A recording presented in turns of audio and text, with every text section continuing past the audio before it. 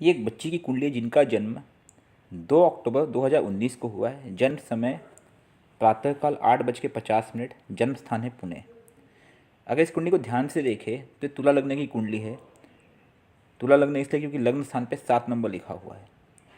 अब 7 नंबर के मालिक कौन है? शुक्र। शुक्र कहाँ बैठे? द्वादश भाव में। द्वादश भाव ऐसे शुभ नहीं माना जाता है, लेकिन दूसरे क्षण हम देखते हैं कि द्वादशेश बुध, जो बुद्धि के कारक भी है, वो लग्न में आके बैठ गए। मतलब बुध और शुक्र का राशि परिवर्तन हुआ है। दूसरे क्षण हमारा नज़र जाएगा कि शुक्र यहाँ पे नीच के हो गए हैं। नीच के शुक्र भी शुभ नहीं माने जाते हैं। लेकिन फिर आप देखोगे कि यहाँ पे शुक्र के साथ सूर्य मंगल ही बैठे हुए हैं।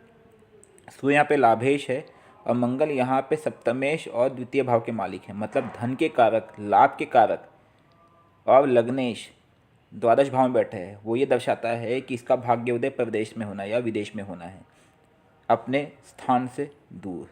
इसके पूरे योग प्रबल होते हैं, पूरे धन और लाभ के योग बनते हैं। ठीक है। इसके बाद हम जब अगली नज़र डालते हैं चंद्र और बृहस्पति को द्वितीय भाव में, जहाँ पे 8 नंबर लिखा हुआ है। चंद्र यहाँ भी नीच के हो गए, लेकिन चंद्र की डिग्री मात्र 1 है।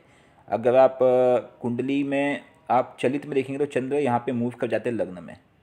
बृहस्पति जो कि पराक्रम के मालिक भी है और छठ वो के कारक भी है, वो द्वितीय भाव में आ गए हैं, लेकिन बृहस्पति एक शुभ ग्रह है।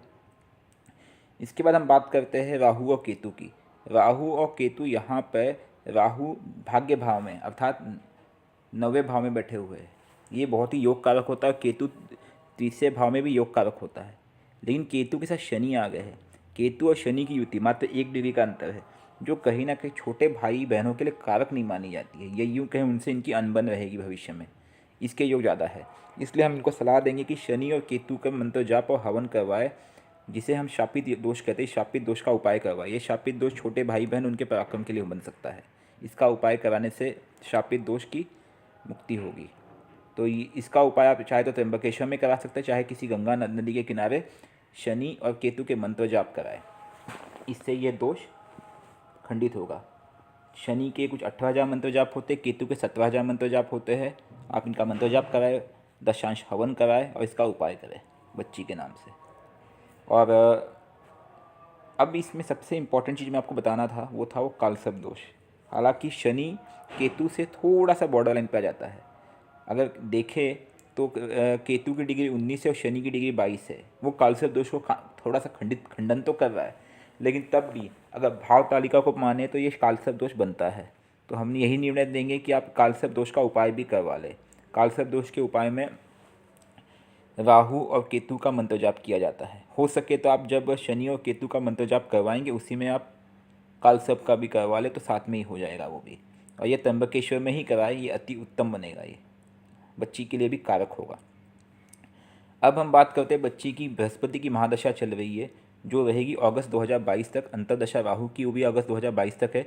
इसके बाद आ जाएंगे शनि महाराज। अब बृहस्पति की पोजीशन देखते हैं। बृहस्पति धन के कारक है, नहीं, बृहस्पति यहाँ पे पराक्रम के कारक है, छोटे भाई बहनों के कारक है, जिसके योग बहुत प्रबल दिखते हैं, और लेकिन वो बैठे धन के भाव में।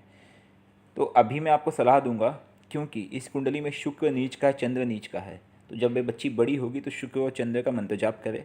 मंगल दोष बनता है इस कुंडली में, क्योंकि नौमास पे भी मंगल आ रहा है। तो मंगल दोष नौमास और लग्नी में दोनों में बन रहा है, तो मंगल का उपाय भी आवश्यक हो जाएगा, क्योंकि शनि की दशा है।